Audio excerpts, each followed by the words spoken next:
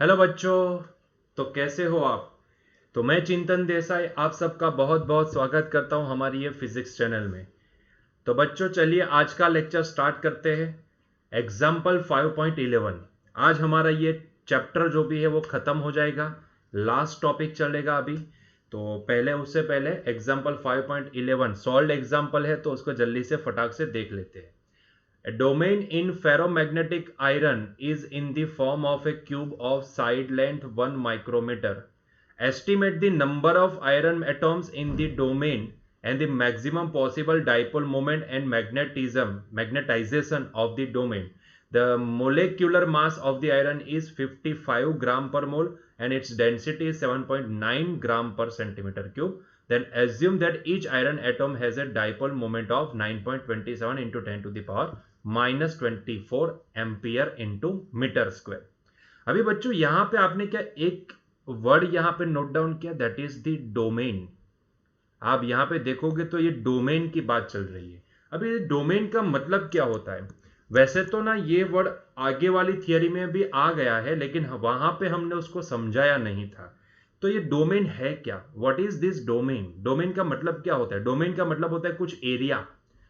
अभी ये एरिया का मतलब क्या होता है तो जरा ध्यान से समझना बच्चों। ये जो फेरोमैग्नेटिक मटेरियल होते हैं ना, इसमें आपको क्या ये एरिया दिख रहा है? ये एरिया, इतना एरिया। इसके बाजू में देखो ये इतना एरिया। इसके बाजू में जो देखो देख रहे हो आप ये एरिया। तो ये सारे जो एरिया है ना, इसको छोटे छोटे डोमेन बोला जाता है। अभी ये डोमेन कैसे डिफाइन होता है, मतलब कि कैसे पता चलता है कि इतना एरिया एक डोमेन होगा, इसके बाद का इतना एरिया दूसरा डोमेन कंसीडर करो, क्योंकि सभी डोमेन का ना शेप भी अलग अलग है। तो वो ऐसे पता चलता है कि भाई अगर कोई किसी को डोमेन डिक्लेयर करना है तो वहां पे जितने भी एटॉमिक डाइपोल होंगे ना, वो सारे एटॉमिक डाइपोल ना एक ही डायरेक्शन में आपको डाइपोल मोमेंट प्रोवाइड करते होंगे। मतलब कि ऐसे मैंने यहां पे एटॉमिक डाइपोल देखे कि जो एक ही डायरेक्शन में, क्योंकि हर एक एटॉम को हम क्या मानते हैं? एटॉमिक डाइपोल मानते हैं।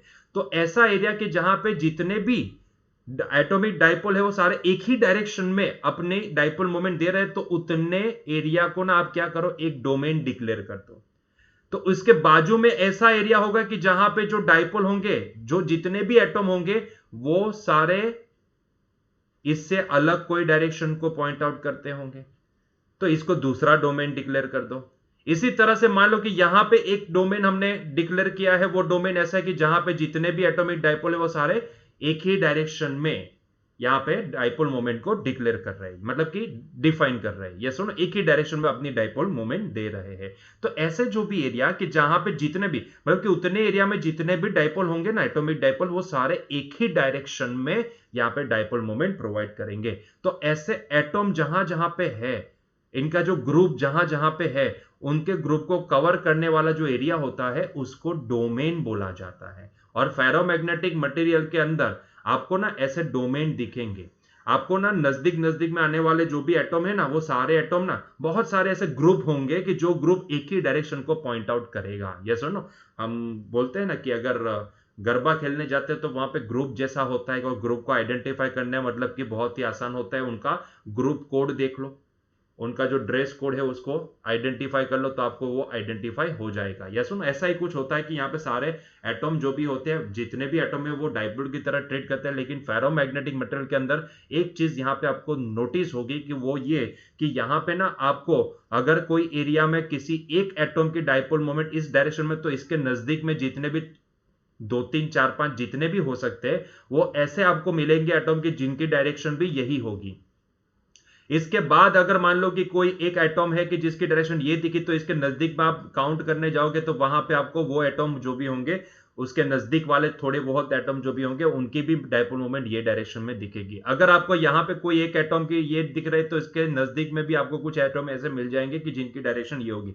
तो कहीं ना कहीं आप ये एरिया वाइज इनको आप सेपरेट कर सकते हो। तो ये हो जाएगा एक डोमेन, ये हो गया दूसरा डोमेन, ये हो गया तीसरा डोमेन। ये सुनो, तो ये डोमेन होते कुछ भी नहीं है। डोमेन का मतलब होता है कि ऐसे एरिया कि जहां पे वो एरिया में आने वाले जितने भी एटॉम्स होंगे ना, उन सबकी डाइपोल मोमेंट पर्टिकुलर एक ही डायरेक्शन में होगी। मतलब कि मैं ये बोल सकता हूं कि अगर मान लो कि मैंने इसको डोमेन बोला है, ये वाले एरिया को डोमेन बोला है, तो यहां पे जो एरो दिखाया गया ना, वही डायरेक्शन में ये डोमेन में आने वाले जितने भी एटॉम्स होंगे वो सारे वही डायरेक्शन में एटॉमिक डाइपोल मोमेंट प्रोवाइड करेंगे। या फिर मान लो कि ये जो डाइपोल मोमेंट दिखाएंगे वो जितने भी यहां पे डाइपोल है, ये एरिया में जितने भी डाइपोल उनकी रिजल्टेंट डाइपोल मोमेंट है, ऐसा मान लो। यस और नो, ऐसा भी मान सकते हो। तो क्या समझ में आया डोमेन का मतलब क्या होता है? एक एरिया के जिसके अंदर आने वाले जितने भी डाइपोल होते हैं उन सबकी डाइपोल मोमेंट एक ही डायरेक्शन को पॉइंट आउट करेगी। मतलब कि जितने भी एटॉम्स आएंगे, यहाँ पे एटॉम ही डाइपोल का काम करेंगे, तो ये जो एटॉम होंगे वो एटॉमिक डाइपोल बोले जाते हैं। तो ये एटॉमिक डाइपोल जितने भी आएंगे वो पर्टिकुलर एरिया में वो सारे एक ही डायरेक्शन में अपनी डाइपोल मोमेंट प्रोवाइड करेंगे। ठीक है, एरिया चेंज तो सभी की डाइपोल मोमेंट चेंज, ऐसा आपको यहां पे ना दिखेगा। ऐसा आपको ये फेरोमैग्नेटिक मटेरियल में तो दिखेगा। यस और नो, दिखेगा आपको। इसीलिए फेरोमैग्नेटिक मटेरियल के केस में ही आपको ये डोमेन वर्ड सुनने में आएगा, क्योंकि ये फेरोमैग्नेटिक मटेरियल में ऐसा ही होता है कि आप यहां पे पर्टिकुलर एरिया में चले जाओ तो वहां पे जितने भी एटॉम्स है ना वो सारे एटॉम यहां पे एक ही डायरेक्शन में पॉइंट आउट करेंगे। यस और नो, मतलब कि ऐसा ही समझ लो कि आप ऐसे ग्रुप में चले गए कि जहां पे सारे ग्रुप में जितने भी मेंबर्स है वो सारे एक कलर के कपड़े पहने हो। जैसे ही ग्रुप चेंज किया तो वहां पे कलर कोड चेंज हो गया, ऐसा ऐसा आपको यहां पे दिखेगा। ठीक है, इसी को डोमेन बोला जाएगा। क्लियर है?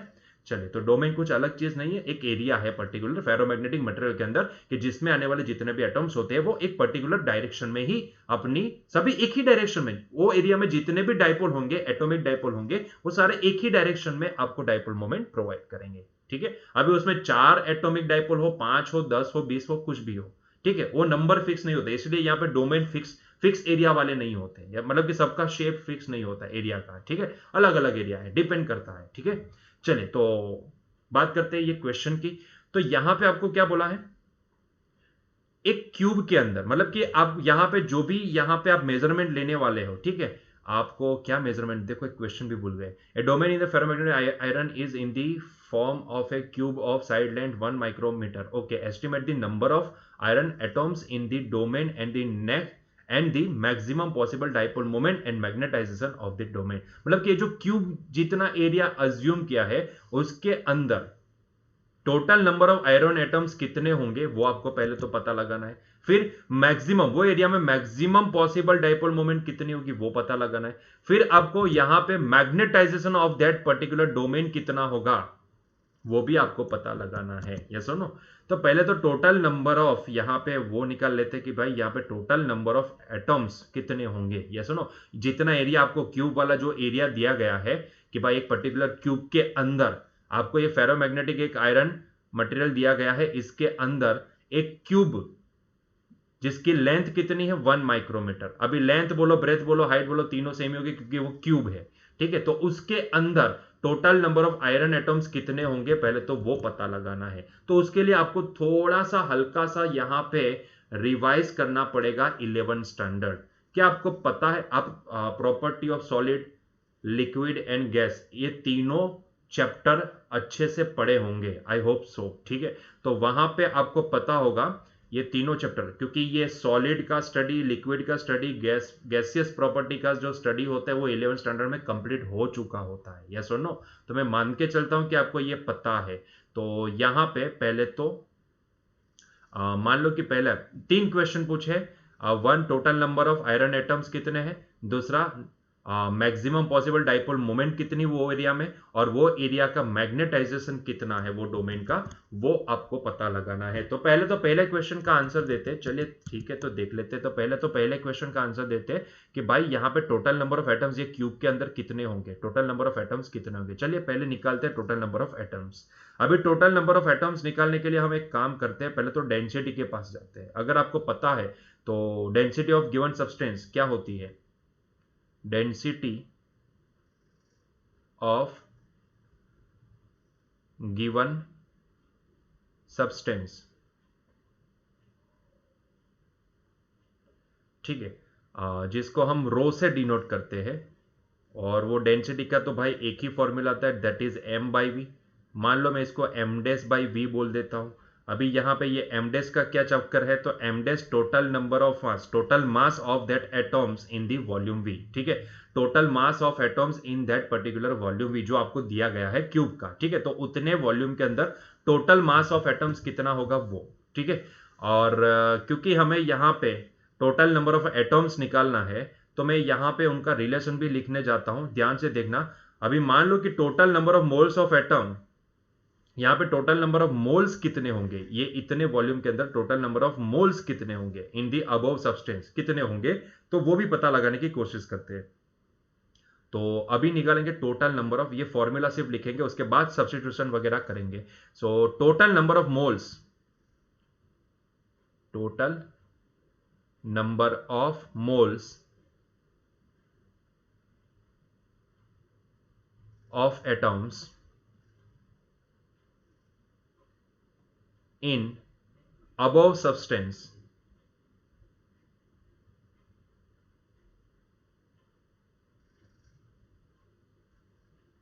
जिसको आप स्मॉल एन से डिनोट करना तो स्मॉल एन से, हम तो म्यू से डिनोट करते तो हम इसको म्यू से डिनोट करेंगे। वो होते कितने हैं, तो M dash divide by M. अगर आपको इसको लिखना है तो it is nothing but total number of atoms in volume divide by Avogadro number. ठीक है, तो या तो आप इसको एम डेस बाय एम लिखो या फिर इसको आप एन बाय एन ए भी लिख सकते हो। इसका मतलब ये होता है कि M dash by M is equal to N by N A. अब इस तरह से आप इसको यूज कर सकते हो। जहां पे एम डेस क्या होता है, जहां पे एमडेस क्या होता है, तो एमडेस total mass of atoms in volume V होता है, जो हमें यहाँ पे एक क्यूब के तौर पे दिया गया है। And what is the M zero, M nought, यहाँ पे एक्चुअली एम नोट आएगा। ये एम नोट क्या होता है, तो molar mass of that atoms होता है। यस और नो, तो ये सारी चीजें आपको पता है, 11 में आप पढ़ चुके हो। तो यहां से हमें एन निकालना होता है। यस और नो, और क्योंकि यहाँ पे डेंसिटी आपको प्रोवाइडेड है। अभी आप पूछोगे सर डेंसिटी वाला फॉर्मूला क्यों लगा है, तो भैया क्योंकि यहाँ पे आपको उसकी डेंसिटी प्रोवाइडेड है, तो फिर मैं डेंसिटी वाला ही फॉर्मूला अप्लाई करूंगा ना, सीधी सी बात है। मुझे अगर डेंसिटी प्रोवाइड की गई हो, मुझे यहाँ पे मोलेक्यूलर मास भी प्रोवाइड किया गया, तो भाई मैं कौन सा फॉर्मूला यूज करूं भाई, डेंसिटी वाला फॉर्मूला। ऑब्वियसली बात है, ऑब्वियस सी बात है ना। यस और नो, तो यहां पे हम क्या करते हैं, क्योंकि हमें यहाँ पे मोलर मास तो दिया गया है, ठीक है, लेकिन ये टोटल मास ऑफ एटम्स नहीं दिया गया है। तो एक काम करते हैं ना, क्योंकि डेंसिटी के फॉर्मूला में तो भाई ये total mass of atoms he use होता है, तो एमडेस की वैल्यू यहां से बना लेते हैं। तो भाई ये एमडेस कितना लिख सकता हूं यहां से, एमडेस इज इक्वल टू मैं लिख सकता हूं N times molar mass divide by Avogadro number, है ना। तो बस इसी को प्लेस कर दो वहां पे डेंसिटी के फॉर्मूला में। तो डेंसिटी इज इक्वल टू, अब मैं क्या लिख सकता हूं, डेंसिटी इज इक्वल टू हो जाएगा एमडेस की जगह पे N times M zero divide by N A, है ना, इनटू, क्योंकि वॉल्यूम है ना, ये तो डेंसिटी का फॉर्मूला है कि नहीं, तो ये हो गया V। क्योंकि हमें यहां पे n निकालना है, तो n की वैल्यू बना दो। तो n की वैल्यू क्या हो जाएगी, n is equals to rho into N A into volume divide by M nought, है ना। तो ये हो जाएगा टोटल नंबर ऑफ एटॉम्स जो आपको निकालना है वो। ठीक है, तो चलिए इसको अभी वैल्यू प्लेस करते हैं, थोड़ा पार्टीशन वगैरह कर लेते हैं। तो यहां से पार्टीशन वगैरह कर, आई होप सो कि आप समझ पा रहे हो। तो यहां पे पार्टीशन कर लिए, तो यहां से अभी हम n की वैल्यू निकालना चाहते हैं, लेकिन ये जो वॉल्यूम निकालना है, वॉल्यूम तो भाई यहाँ पे जो जितने वॉल्यूम के अंदर हमें टोटल नंबर ऑफ एटम्स निकालने हैं वो क्यूब है ना, वो क्यूब है। तो क्यूब का वॉल्यूम जो भी होता है उसको मैं लेंथ क्यूब की तरह डिनोट कर सकता हूं। तो इसीलिए मैं यहां पे लिखूंगा n is equals to rho into Avogadro number into length का क्यूब, क्योंकि ये वॉल्यूम ऑफ क्यूब होगा और वो होता है एल क्यूब के बराबर डिवाइड बाय मोलर मास, है ना। तो सारी वैल्यू आपको प्रोवाइडेड है, तो उसको जस्ट सब्स्टिट्यूट करना है, दैट्स इट। तो डेंसिटी कितनी प्रोवाइडेड है, तो यहाँ पे 7.9 इंटू 7.9 ग्राम पर सेंटीमीटर क्यूब है। तो कहीं ना कहीं हमें इसको थोड़ा एडजस्ट करना पड़ेगा, क्योंकि ये 7.9 ग्राम पर सेंटीमीटर क्यूब है ना। तो इसीलिए हम इसको थोड़ा सा एडजस्ट वगैरह कर लेंगे। तो लेकिन यहाँ पे सारी चीजें ग्राम में ही है, तो नहीं, लेकिन वो ग्राम में है, लेकिन यहाँ पे लेंथ जो भी है वो माइक्रोमीटर, उसको मीटर में कन्वर्ट, मतलब कि हमें, यस ओके, तो हमें नहीं, उसको केजी में कन्वर्ट करना ही पड़ेगा। तो डेंसिटी यहाँ पे प्रोवाइड की गई है, दैट इज 7.9 ग्राम पर सेंटीमीटर क्यूब। और क्योंकि ग्राम को अगर केजी में कन्वर्ट करेंगे 10⁻³ हो जाएगा पर सेंटीमीटर क्यूब। पर सेंटीमीटर क्यूब मतलब कि आप समझ सकते हो, सेंटीमीटर को हम मीटर में कन्वर्ट कर दे तो ये हो जाएगा 10⁻, 1 सेंटीमीटर बराबर, हाँ 10⁻² मीटर, है ना। और उसका क्यूब हो जाएगा, तो कुछ इतना हो जाएगा, into Avogadro number. Avogadro number क्या होगा, एवोगेड्रो नंबर क्या होगा, तो एवोगेड्रो नंबर क्या आपको पता है, याद आया कुछ, 6.02 इंटू 10 टू द पावर 23, ठीक है, ये हो जाएगा एवोगैड्रो नंबर। एंड लेंथ का क्यूब, लेंथ कितनी दी गई है 1 माइक्रोमीटर, और 1 माइक्रोमीटर का मतलब क्या होता है 1 micrometre is equal to 10 to the power -6 metre, 10 to the power -6 metre, 10 to the power -6 का होल क्यूब, है ना भाई। एल का क्यूब है, उसको मीटर में कन्वर्ट किया, 1 माइक्रो मतलब कि 10 टू द पावर -6 मीटर, और उसका क्यूब होगा ना यहाँ पे, यस और नो भाई। एल क्यूब है तो क्यूब होगा कि नहीं होगा? हाँ सर समझ गए, चलो अभी आगे बढ़ो, ठीक है चलो। तो और ये जो मोलर मास दिया गया है एम नोट, वो दिया गया है 55 ग्राम पर मोल, मतलब कि हम इसको केजी में कन्वर्ट करेंगे तो 55 इंटू 10 टू द पावर -3 हो जाएगा। तो सारा खेल यहाँ पे सब पावर का एडजस्ट करने का है, तो उसको एडजस्ट वगैरह कर लेते हैं, इसको जरा अच्छे से लिखते हैं, जिसको मल्टीप्लीकेशन करना है उसको मल्टीप्लीकेशन में ले जाते हैं। तो ये हो जाएगा भाई 3 2 जा 6, इसकी बात करें तो 3 2 जा 6 -6, वो ऊपर चला जाएगा तो +6, और +6 -3 कितना हो जाएगा +3। तो यहाँ पे मल्टीप्लीकेशन सिर्फ 7.9 मल्टीप्लाई बाई 6.02, ये दोनों का सिर्फ मल्टीप्लीकेशन होगा। यहाँ पे बचा 10 टू द पावर +3, और ये हो जाएगा 10 टू द पावर 23, और ये हो जाएगा 10 टू द पावर 6 3 जा 18 -18, ठीक है, डिवाइड बाय ये हो जाएगा 55 इंटू 10 टू द पावर -3। तो पहले तो इसको डिवाइड वगैरह कर लेते हैं, तो चलिए पहले तो इसको कैल्सी वगैरह निकाल के डिवाइड वगैरह कर लेते हैं, और डिवीजन करने के बाद आगे का सोचते हैं कि आगे क्या करना है, ठीक है, उसका पावर वगैरह बाद में एडजस्ट कर लेते हैं। तो आपके पास कैल्सी है, आप कैल्सी का इस्तेमाल कर सकते हो, ठीक है। चलिए तो पहले तो 7.9 को मल्टीप्लाई करेंगे हम लोग 6.02 से, तो ये 6.02 मल्टीप्लाई होगा, और बना हमारे पास 47.558, उसको डिवाइड करेंगे 55 से, तो ये 55 से डिवाइड हो गया, तो ये आया हमारे पास 0.864690, तो ये हो जाएगा 0.864690 मल्टीप्लाई बाय 10 का पावर कितना एडजस्ट होगा, देखो ये 10 -3 ऊपर चला जाएगा तो +3, 10 3 3 6 हो जाएगा, और 6 और ये 23, 6 और 23 6 7 8 9, तो 10 to the power 10 to the power 29 हो जाएगा इंटू 10 टू द पावर -18, है ना। तो ऐसा कुछ आपके पास बचेगा, है ना। तो अभी यहाँ पे जरा देख लो, 29 में से पहले तो 10 निकाल दो तो 19 बचेंगे, उसमें से 8 निकाल दोगे तो फिर 11 बचेंगे, 10 टू द पावर 11, तो ये हो जाएगा 0.864690 इंटू 10 टू द पावर 11। अगर इसको एक पॉइंट में लिखना चाहे तो ये हम लिख सकते हैं, इट इज नथिंग बट 8.64764, क्योंकि ये पीछे वाले डिजिट को हमने ड्रॉप कर दिया, 647 इंटू 10 टू द पावर 10, ठीक है। तो इतने एटॉम्स होंगे हमें जितना क्यूब दिया गया है उसके अंदर। तो आप समझ सकते हो, सोच सकते हो कि ये सिर्फ हमने 1 माइक्रोमीटर, इतनी ही छोटी लेंथ का हमने क्यूब अज्यूम किया, ये जो फेरोमैग्नेटिक मटेरियल दिया गया उसके अंदर, ठीक है, इतना छोटा हमने क्यूब अज्यूम किया। इस इतने छोटे क्यूब के अंदर आप देख सकते हो कि इतने एटॉम्स आएंगे, इतने एटॉम्स आएंगे, जरा सोचो कितने ज्यादा नंबर ऑफ एटॉम्स है कि नहीं। तो इतने एटॉम्स होंगे, मतलब कि इतने डाइपोल, एटॉमिक डाइपोल एग्जिस्ट करते होंगे। खैर हम आगे बढ़ते हैं, ये हो गया पहले क्वेश्चन का आंसर। चलो पार्टीशन वगैरह कर लेते हैं यहाँ पे, तो दूसरे क्वेश्चन का भी आंसर दे देते हैं यहाँ पे।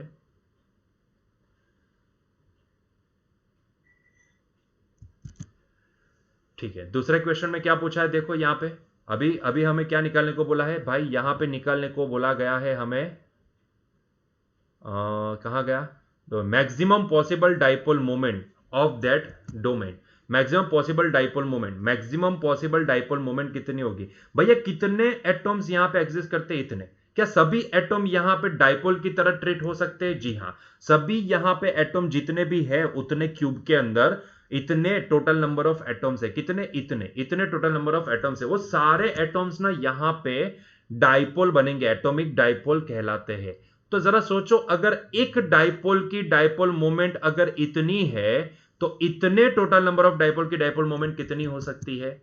आप आसानी से पता लगा सकते हो, इसको मल्टीप्लाई कर दो टोटल नंबर ऑफ एटॉम्स से, क्योंकि एक एटॉम की 9.27 टू 10 टू द पावर -24 है, तो इतने इतने एटॉम्स की कितनी होगी, इसको मल्टीप्लाई कर दो तो आपको आंसर मिल जाएगा, और वही होगी हमारे लिए क्या, पॉसिबल मैक्सिमम डाइपोल मोमेंट, है ना, जो हमें यहां पे निकालने को बोला गया है, पॉसिबल मैक्सिमम डाइपोल मोमेंट। तो दूसरा क्वेश्चन, पॉसिबल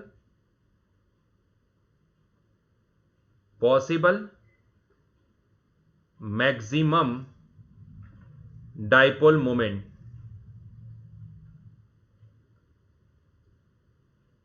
ठीक है, इसको हम ना थोड़ा सा एमबी मैक्स से डिनोट करेंगे। पॉसिबल मैक्सिमम है इसलिए इसको एमबी मैक्स से डिनोट किया। वो कितनी होगी? तो एक डाइपोल की होती है एमबी के बराबर, है ना।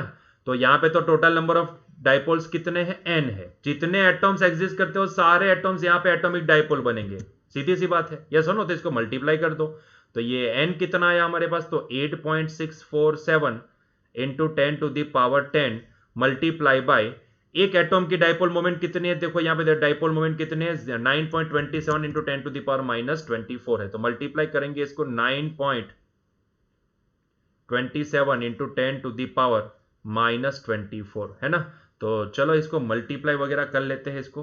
तो मल्टीप्लाई कर दो, आपके पास कैलसी आप इसका इस्तेमाल कर सकते हो। तो 8.647 मल्टीप्लाई बाय 9.27, है ना।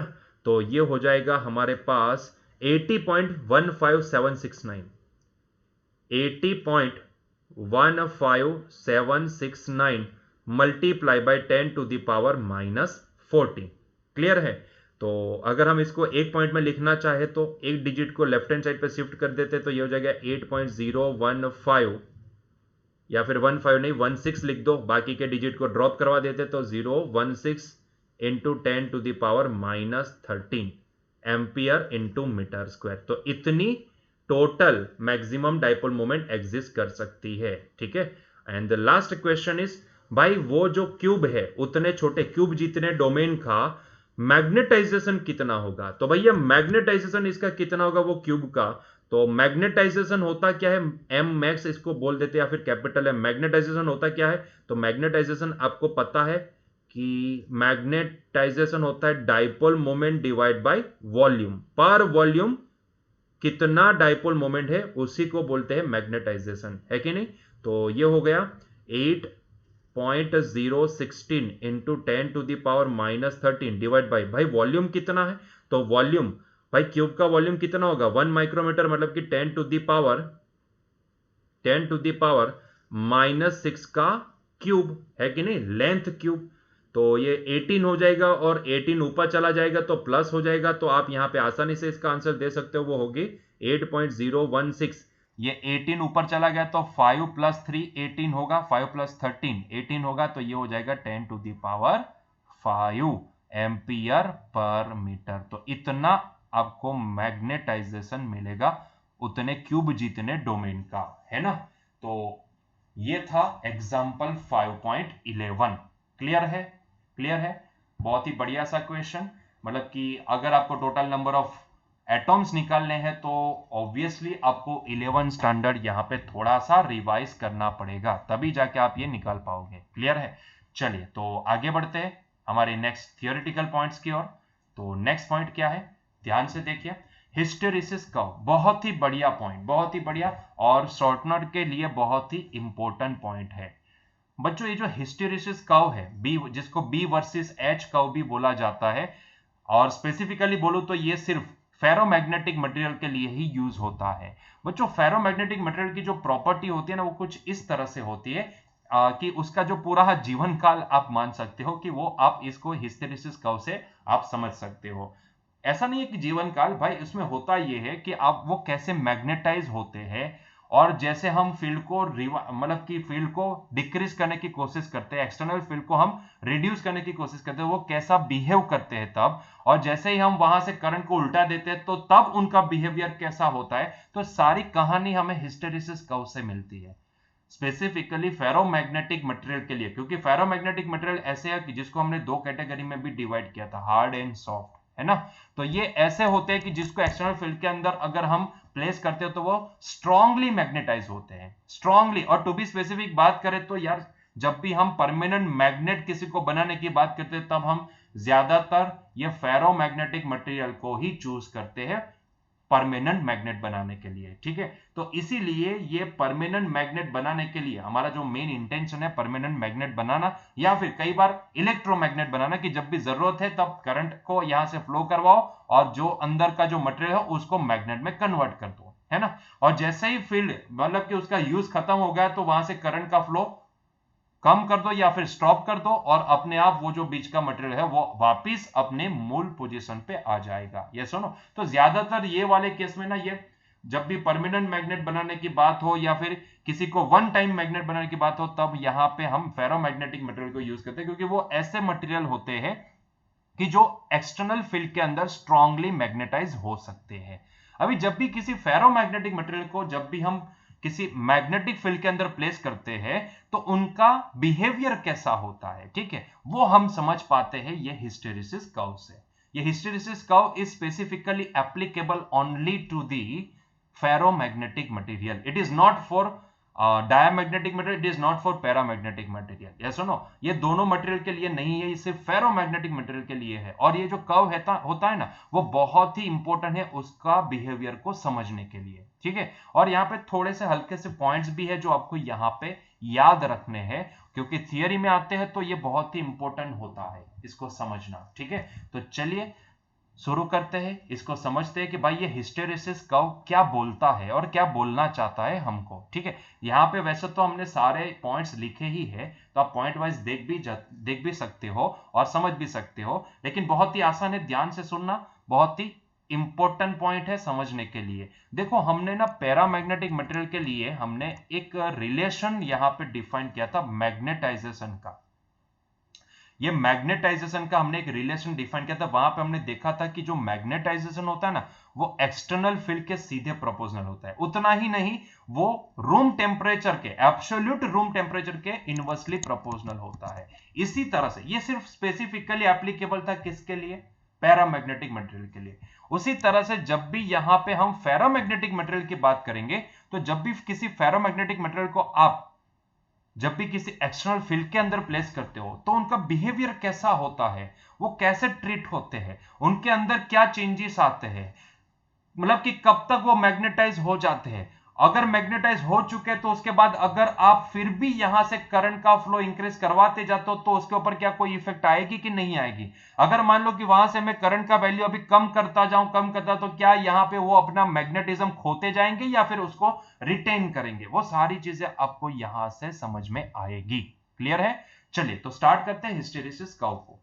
तो ध्यान से देखना, actually it is applicable only for the ferromagnetic material, जो मैं पहले ही बोल चुका हूं, ठीक है। चलिए पहला यहां पे पॉइंट पढ़ते हैं, let the material be unmagnetised initially. तो मान लो बच्चों की जो फेरोमैग्नेटिक मटेरियल को हम यहां पे स्टडी करना चाहते हैं, उसका हिस्टेरिसिस कर्व ड्रॉ करना चाहते हैं, वो पहले इनिशियली अनमैग्नेटाइज है, मतलब कि उसके अंदर जितने भी डाइपोल है या फिर जितने भी डोमेन्स है, क्योंकि अभी फेरोमैग्नेटिक मटेरियल है तो इसके लिए हम क्या बोलेंगे, डोमेन्स बोलेंगे।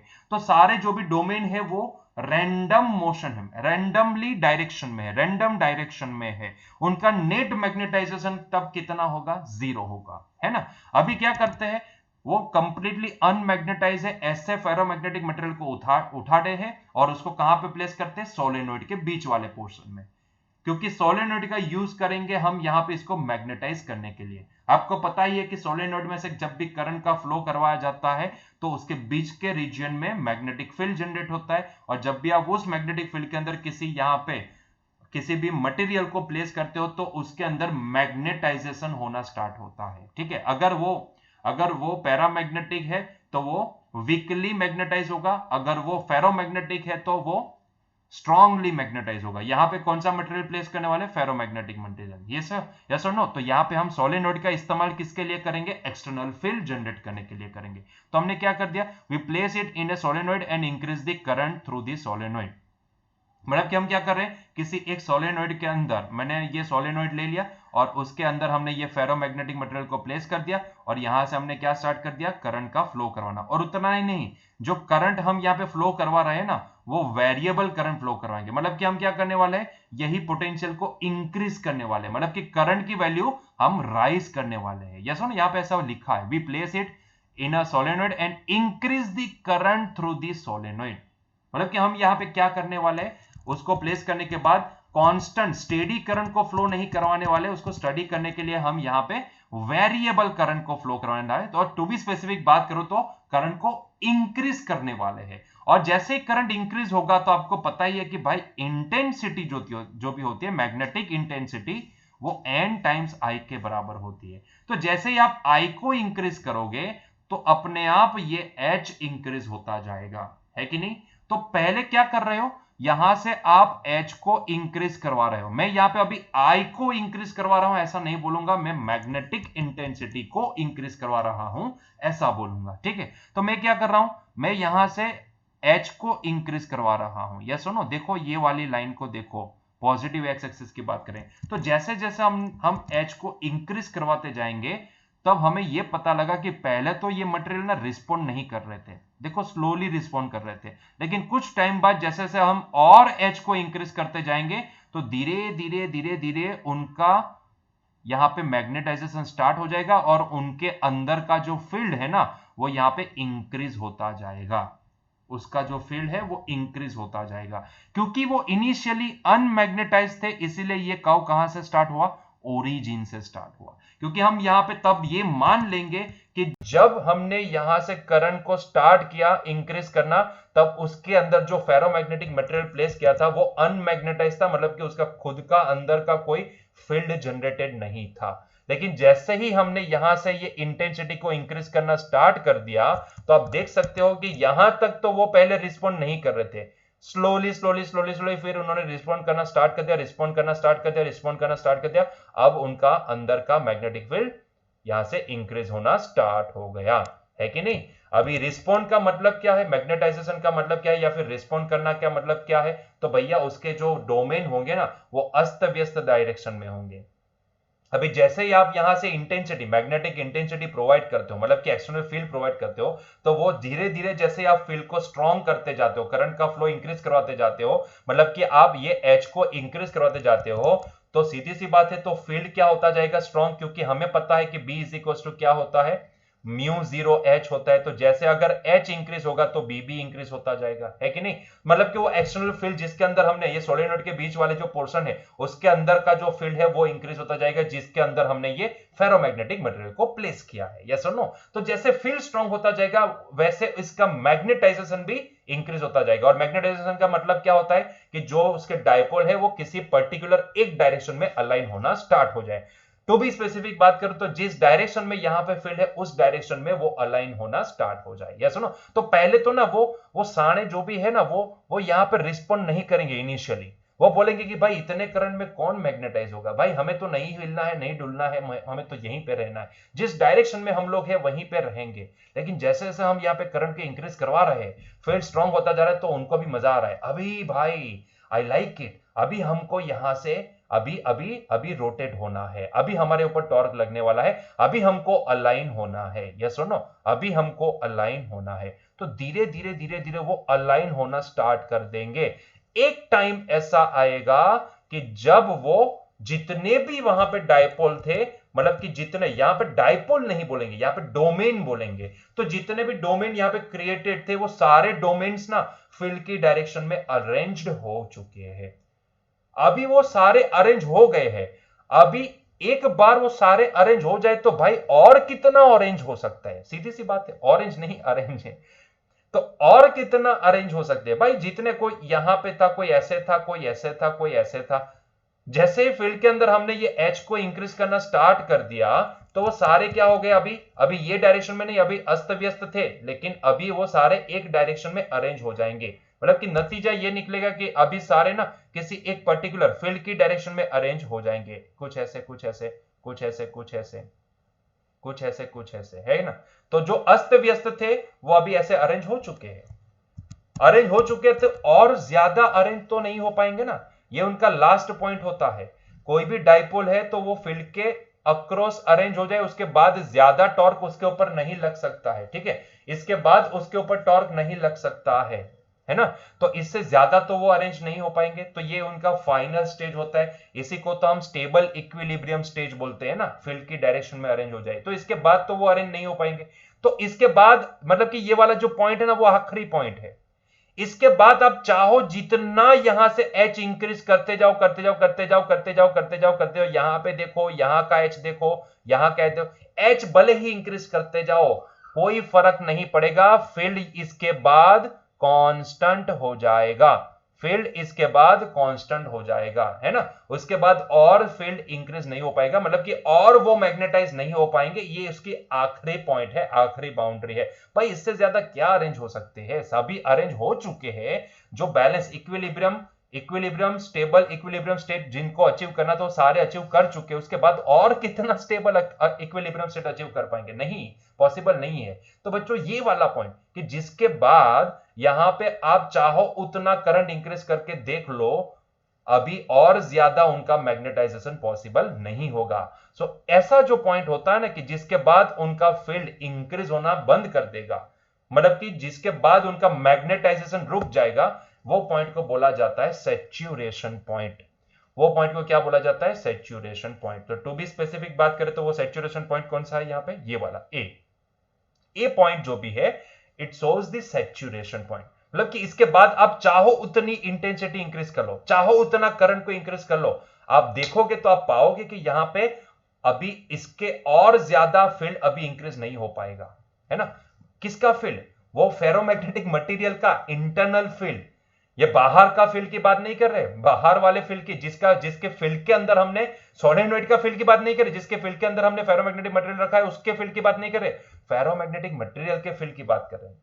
मतलब कि अगर सीधी वैसी में, इसलिए मैंने क्या बोला, इसलिए मैंने ये बोला कि सभी डाइपोल ना अरेंज हो चुके होंगे, इससे और ज्यादा अरेंज नहीं हो पाएंगे, क्योंकि फील्ड में फिर कंफ्यूजन आ जाएगा कि सर कौन सा फील्ड, अरे भैया वो फेरोमैग्नेटिक मटेरियल के फील्ड की बात करिए, जो बी है ना वो किसका फील्ड है, एक्सटर्नल, छी एक्सटर्नल नहीं, जो मटेरियल हमने प्लेस किया वो मटेरियल के फील्ड की बात कर रहे हैं, है ना, मटेरियल के फील्ड की बात कर रहे हैं, यस नो अंदर, क्योंकि हमने बोला था ना कि वो भी अपना खुद का फील्ड बनाता है, जैसे वो मैग्नेटाइज होता है तो, है ना, तो उसके फील्ड की बात कर रहे हैं। अभी सारे एक बार अलाइन हो गए तो इससे और ज्यादा कितना अलाइन हो पाएंगे भाई। अब चाहो उतनी मर्जी आप करंट इंक्रीज कर लो, उसके बाद वो अपना एक बार इक्विलिब्रियम स्टेट अचीव कर लिए, फील्ड की डायरेक्शन में अलाइन होने थे, सारे अलाइन हो चुके हैं, तो इससे और ज्यादा क्या हो सकता है, नए एटम्स तो वहां पे प्लेस नहीं कर सकते ना, जितने हैं उतने ही होंगे ना, या सुनो, तो वो अलाइन हो चुके तो बात खत्म, अभी इससे ज्यादा अलाइन नहीं हो पाएंगे, फिर चाहे उतना आप एच इंक्रीज कर लो, कुछ नहीं होगा, कुछ नहीं होगा, वो सारे अलाइन हो चुके, तो जब वो सारे अलाइन हो चुके तब वो जितना फील्ड प्रोवाइड करेंगे पॉसिबल मैक्सिमम, उसके बाद वो फील्ड कांस्टेंट हो जाएगा, चाहे उतना मर्जी एच इंक्रीज कर लो, उसके बाद वो कांस्टेंट हो जाएगा। और ये वाले जो पॉइंट होता है ना जहां से उसका फील्ड इंक्रीज नहीं हो सकता है, वो पॉइंट को बोला जाता है सैचुरेशन पॉइंट, यस और नो। और इसीलिए यहां पे लिखा है the magnetic field B in the material rises and saturates as depicted in the curve OA। ठीक है, क्लियर हुआ ये पॉइंट। तो उसके बाद सैचुरेशन आ जाता है, मतलब कि उसके बाद और ज्यादा उनका अंदर का इंटरनल फील्ड इंक्रीज नहीं हो पाता है, क्योंकि वो सारे अलाइन हो चुके हैं। ठीक है, अभी बार बार ये पॉइंट को मैं रिपीट नहीं करूंगा, बात खत्म हो गई। ठीक है, समझ गए आप कि सैचुरेशन किसको बोला जाता है, आखिरी पॉइंट, मतलब कि जब सब भी जितने भी एटॉम्स अंदर है, वो सब्सटेंस जिसको हमने प्लेस किया है उसके अंदर जितने भी एटॉम्स है वो सारे अलाइन हो चुके हैं, उसकी बात है। उसके बाद ज्यादा अलाइन नहीं हो पाएंगे, फिर चाहे मर्जी उतना फील्ड स्ट्रॉन्ग करते जाओ एक्सटर्नल, कुछ फर्क नहीं आएगा, कुछ फर्क नहीं आएगा, वो फील्ड उनका अंदर का जो होगा वो फिर कांस्टेंट हो जाएगा। ठीक है, तो ये इस पॉइंट को बोला जाता है सैचुरेशन पॉइंट। क्या आपने कर्व देखा, हाँ, ये कर्व को उसने फॉलो किया और सैचुरेशन पे आ गया। अभी क्या करेंगे, अभी ये वाले पॉइंट से हम क्या करने वाले, अभी हम यहां से, अभी उसका पूरा नेचर देखने के लिए अभी हम यहां से क्या करने वाले, तो अभी एच को डिक्रीज करने वाले। तो पहले हमने क्या किया, एच को इंक्रीज किया ताकि हम उसका मैग्नेटाइजेशन कर सके और देख पाए कि एक्सट्रीम पॉइंट कहां पे आता है, मतलब कि एक्सट्रीम पॉइंट जो भी आता था उसको हमने सैचुरेशन बोल दिया। अभी हम क्या कर रहे हैं, अभी हम एच को डिक्रीज कर रहे हैं। ठीक है, तो now we are going to decrease this H intensity को, तो अभी हम डिक्रीज करना स्टार्ट कर दिए। तो एच को अभी हम क्या करते जाएंगे, धीरे धीरे धीरे धीरे डिक्रीज करना स्टार्ट करें। तो ऑब्वियसली बात है कि यहां पे जैसे ही आप एच को डिक्रीज करते जाएंगे तो एक्सटर्नल फील्ड भी यहां पे वीक होता जाएगा। ये सुनो, पहले स्ट्रॉन्ग किए, अभी फील्ड को, एक्सटर्नल फील्ड को वीक करते जाएंगे, करंट जो भी फ्लो कर रहा है उसको हम रिड्यूस करते जाएंगे, है ना। तो उससे होगा क्या पता है, तो भाई यहां पे ये फेरोमैग्नेटिक मटेरियल है, फेरोमैग्नेटिक मटेरियल है। आइडियली क्या होना चाहिए, जैसे ही आप फील्ड को डिक्रीज करते हैं तो यही फ्लो पे, यही पाथ पे उनको फॉलो होके जैसे ही हम एच को जीरो कर देंगे तो वापस यही पाथ पे रिटर्न आ जाना चाहिए, मतलब कि हमें ऐसा ही पाथ रिटर्न मिलना चाहिए, यस और नो। और जैसे जैसे हम यहां से ये फील्ड को वीक करते जाते हैं तो वैसे वैसे फेरोमैग्नेटिक मटेरियल के अंदर का जो फील्ड है वो भी रिड्यूस होते होते होते होते जैसे ही एच जीरो हो जाता है तो जीरो हो जाना चाहिए, लेकिन ऐसा हुआ नहीं, ऐसा हुआ नहीं। जब भी देखा तो ये पाया कि जैसे जैसे आप एच को डिक्रीज करते जाते हो तो वैसे वैसे यहां का उनका जो इंटरनल फील्ड है ना वो रिड्यूस तो करता है, लेकिन हल्का सा रिड्यूस करता है, फिर एक पॉइंट पे आके रुक जाता है। जैसे यहां पे एच जीरो करोगे तो एच तो जीरो हो जाएगा, लेकिन उनका इंटरनल फील्ड जीरो नहीं होगा। मतलब कि हम ये बोलेंगे कि वो जो भी मैग्नेटाइज हो चुके हैं वो मैग्नेटाइजेशन की प्रॉपर्टी को रिटेन करेंगे। वो करंट फिर आपने रिड्यूस करना तो स्टार्ट कर दिया, लेकिन उसके साथ साथ ये जो मैग्नेटाइज हो चुकी जो प्रॉपर्टी आई ना उनके पास, मैग्नेटाइजेशन जो हो चुका है उसको वो रिटेन करने की कोशिश करेंगे, उसको वो खोने की कोशिश नहीं करेंगे, वो उनको रिटेन करेंगे। तो होगा ये कि भाई अभी जैसे एक बार मैग्नेटाइज कर चुके हो आप उसको, और मैग्नेटाइज करने के बाद जैसे ही आप यहां से करंट का फ्लो डिक्रीज करते जाते हो, मतलब कि एक्सटर्नल फील्ड को वीक करते जाते हो, एच को रिड्यूस करते जाते हो, तो आपको ये दिखेगा कि ये मटेरियल है ना वो एच को रिड्यूस करने से वो वापस डीमैग्नेटाइज नहीं होंगे, डीमैग्नेटाइजेशन आपको कंप्लीट नहीं दिखेगा। हाँ थोड़े बहुत ऐसे डाइपोल्स होंगे, थोड़े बहुत डाइपोल्स आपको वहां पे दिखेंगे, थोड़े बहुत डाइपोल्स आपको ऐसे नजर आएंगे कि जो डाइपोल्स जो भी होंगे वो वापस अपनी पोजीशन पे आ जाएंगे, यस और नो। लेकिन क्या होता है कि वो वही वाली जिस पोजीशन में पहले थे वो पोजीशन में नहीं आएंगे। समझ में आ रहा है, समझ में आ रहा है कि भाई ये वाला जो सुरेश भाई थे वो ये वाली डायरेक्शन में थे, करसन भाई थे वो भी ये वाली डायरेक्शन में थे, परेश भाई ये वाली डायरेक्शन में थे, यस और नो। लेकिन जैसे फील्ड के अंदर हमने एच को इंक्रीज करना स्टार्ट कर दिया तो वो सारे एक ही डायरेक्शन में पॉइंट आउट हो गए, लेकिन जैसे फिर वापस एच को रिड्यूस करना स्टार्ट किया तो सुरेश भाई वापस ये डायरेक्शन में, जरूरी नहीं कि वापस वही डायरेक्शन में आ जाए, सुरेश भाई हो सकता है कि अब नई डायरेक्शन ये वाली डायरेक्शन में आ जाएंगे, परेश भाई ये वाली डायरेक्शन में थे, लेकिन वापस जैसे ही एच को रिड्यूस करने जाएंगे तो हो सकता है कि परेश भाई ये वाली डायरेक्शन में आ जाए। तो जो डाइपोल पहले जिस सिचुएशन में थे जब अनमैग्नेटाइज थे वो वाली सिचुएशन में नहीं आएंगे वापस, या सुनो जैसे एच को रिड्यूस करते तो ऐसा नहीं होगा कि जैसा था वैसा हो जाएगा, ये कोई ऐसे चुटकी बजाई और यहां पे टाइम रिवर्स चला गया, ऐसा नहीं होगा, जैसा था वैसा हो जाएगा, ऐसा नहीं होगा। वो पहले जो डायरेक्शन में थे हो सकता है वो कोई भी डायरेक्शन में हो, लेकिन ये डीमैग्नेटाइजेशन की जब भी प्रोसेस स्टार्ट होगी, मतलब कि जैसे हम ये एच को रिड्यूस करने जाएंगे, रिड्यूस करते जाएंगे, रिड्यूस करते जाएंगे, तो वापस वो अपनी जिस पोजीशन में पहले थे मैग्नेटाइजेशन होने से पहले वही पोजीशन में आएंगे, ये जरूरी नहीं बनेगा। इसीलिए आपको क्या दिखेगा पता है, एच जब भी जीरो हो जाएगा ना डिक्रीज करते करते करते करते, फिर भी ये फील्ड जीरो नहीं होगा, मतलब कि वो कंप्लीटली अनमैग्नेटाइज नहीं हो पाएंगे, वो कंप्लीटली अनमैग्नेटाइज नहीं हो पाएंगे। इसीलिए अगर आपने कर्व को यहां पे मार्क किया है तो जैसे सही एच पहले तो यहां से जीरो से स्टार्ट किया तो कर्व इस तरह से इंक्रीज हुआ और यहां पे पहुंचा, यहां पे आ गया सैचुरेशन। अभी जैसे उल्टी प्रोसेस की, हमने एच को डिक्रीज करना स्टार्ट कर दिया तो यहां से हुआ ये कि हमें हमें ऐसा लगा था कि वापस वही पाथ को फॉलो करके ये पाथ हमें ग्राफ ऐसा ही वापस मिलेगा, लेकिन ऐसा हुआ नहीं। हमें क्या दिखा, हमें ये दिखा कि भाई ये पाथ वापस वही नहीं मिला, यहां पे हमें कुछ ऐसा मिला, ये वाला पाथ हमें मिला। जब भी हमने ग्राफ ड्रॉ किया तो हमें ये वैल्यू मिली, मतलब कि हमने ये पाया कि एच डिक्रीज करते करते जब भी जीरो हो गया तो फील्ड उनका जीरो नहीं हुआ, मतलब कि यहां पे अभी भी वो मटेरियल है, अभी भी वो एटम्स है कि जो अभी भी अलाइंड है, वो सारे अभी अपनी ओरिजिनल पोजीशन पे नहीं आए हैं, मतलब कि अभी भी वो अपना खुद का कुछ फील्ड दे रहे हैं, या फिर कुछ ऐसे थे कि जो पहले जिस पोजीशन में थे वो डायरेक्शन में वापस वो नहीं आ पाए, जिसकी वजह से अभी भी कुछ रिजल्टेंट फील्ड यहां पे मिल रहा है। तो ये दूसरा पॉइंट है, वो यही है जिसको हम रिटेंशन बोलते हैं, जिसको हम क्या बोलते हैं, रिटेंशन बोलते हैं। मतलब कि यहां पे देखो ये वाले पॉइंट को, now by decrease H and reduce it to zero at h is equals to 0, we observe that B is not equal to 0. This is represented by the curve AB. आप समझ सकते हो ये वाला कर्व जो AB है उससे आप समझ सकते हो. The value of B at H is equal to 0 is retentivity. And यहां पे आप देख सकते हो कि यहां पे फिगर में वो रिटेंटिविटी पे उनके पास कितना फील्ड जनरेट हो रहा है, अभी भी वो 1.2 टेस्ला का दिखा रहे थे. मतलब कि जब सैचुरेशन पे थे तब कितना दिखा रहे थे, तो 1.5 का दिखा रहे थे. यहां पे देखो जब सैचुरेशन पे थे मैक्सिमम फील्ड वो कितना दिखा रहे थे, 1.5.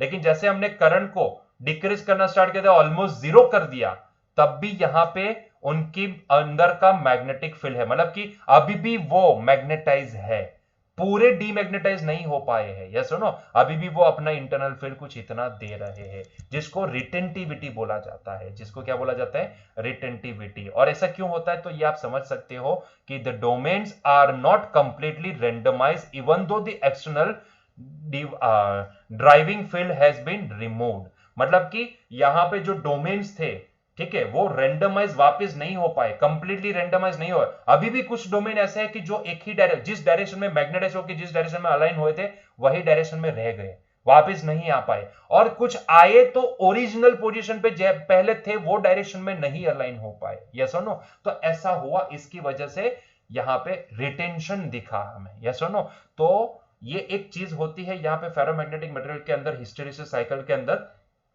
कि जब भी आप उनको मैग्नेटाइज करते हैं, पहले अनमैग्नेटाइज होते हैं, और जब भी आप उसको मैग्नेटाइज करते हो तो मैग्नेटाइज होने से भाई एक लिमिट आ जाती है कि उसके बाद वो ज्यादा मैग्नेटाइज नहीं हो पाता है, जिसको हम सैचुरेशन लेवल बोलते हैं, जहां पे उनके अंदर का फील्ड मैक्सिमम हो जाता है. अभी जैसे आप इसको यहां से जो एक्सटर्नल फील्ड हमने दिया था उसको आप धीरे धीरे रिड्यूस करते करते करते करते करते जीरो कर देते हो, तब ये नोटिस होता है कि तब भी वो अभी भी मैग्नेटाइज्ड होते हैं, अभी भी उनके पास अपना इंटरनल फील्ड रहता है, क्योंकि उनके जो यहां पे डोमेन्स होते हैं वो कंप्लीटली रेंडमाइज नहीं हो पाते हैं.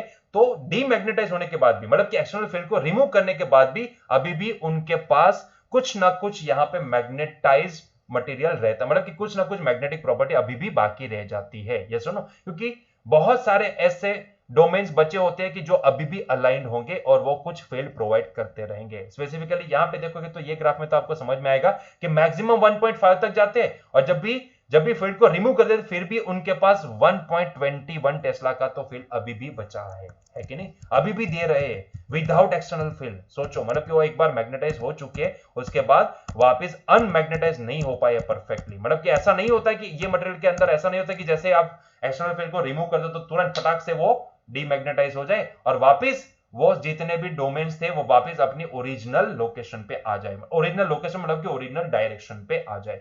सुरेश भाई जिस डायरेक्शन में थे वापस वही डायरेक्शन में आ जाए, ये जरूरी नहीं होता है. ये सुनो, ये वाले फेरोमैग्नेटिक मटेरियल के लिए, ठीक है. उसके बाद देखो, उसके बाद क्या, उसके बाद बहुत बड़ा मजा आएगा, ध्यान से देखना. उसके बाद होता क्या है, मान लो कि आप अभी क्या करते हो, अब तक हमने क्या किया था, तो बैटरी को ऐसे कनेक्ट किया था सोलेनॉइड के केस में, और पहले क्या किए, अंदर जो मटेरियल प्लेस किया था उसको पहले मैग्नेटाइज किए, ठीक है. तो तब आपने देखा होगा कि हमने कौन सी डायरेक्शन में करंट को फ्लो करवाया था, तो भैया ये वाली डायरेक्शन. मान लो कि वो क्लॉकवाइज डायरेक्शन है, तो क्लॉकवाइज डायरेक्शन में हमने करंट को फ्लो करवाया, ठीक है. ठीक है, अभी मैं क्या करता हूं, अभी ना टर्मिनल को चेंज कर देता हूं. अभी इसको मैं नेगेटिव टर्मिनल बना दो, इसको पॉजिटिव टर्मिनल को चेंज कर देता हूं. अभी करंट का फ्लो ये नहीं रहेगा, अभी करंट का फ्लो ये नहीं होगा, अभी करंट का फ्लो ये हो जाएगा. तो अभी करंट ये वाली डायरेक्शन में फ्लो करना स्टार्ट कर देगा.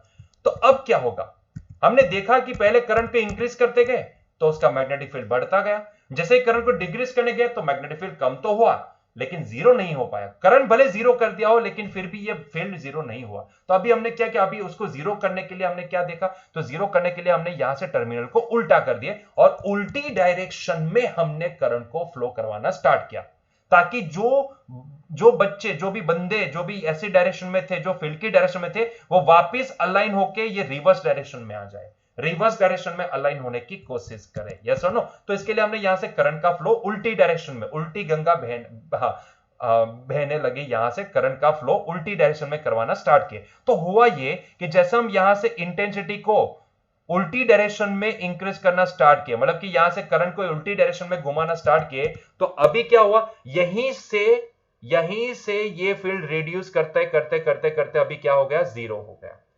और वहां से और भी उसको और भी उसको इंक्रीज करते गए, मतलब कि रिवर्स डायरेक्शन में इंक्रीज करते गए, तो वापस हमें वो वाले पॉइंट पे सैचुरेशन मिल गया। यस और नो?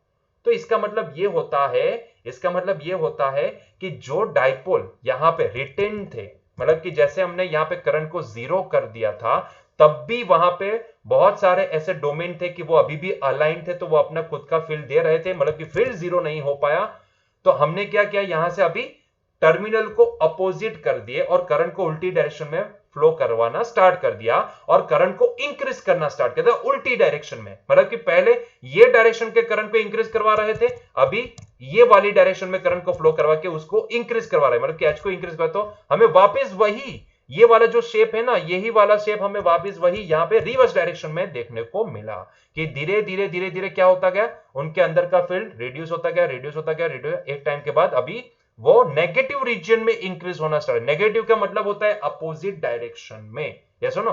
तो अब वापस वो यहां पे सैचुरेशन पे चला गया, मतलब कि इसके बाद अभी और यहां पे मैग्नेटिक फील्ड उनका इंक्रीज नहीं हो सकता है। फिर वापस वही कहानी कि जैसे करंट को डिक्रीज करवाते जाएंगे तो वो रिटेन करेंगे। ठीक है, वापस आप यहां से डायरेक्शन को उल्टा कर दो और वापस इंक्रीज करना स्टार्ट कर दो, अभी वापस ये वाली सिचुएशन आ जाएगी। मतलब कि अभी पूरा देखोगे तो उनका जो पूरा यहां पे जो प्रोसेस होगा वो यही क्लोज लूप ग्राफ के अंदर बंद हो जाएगा। या सुनो, जिसको बोला जाता है हिस्टेरिसिस कर्व।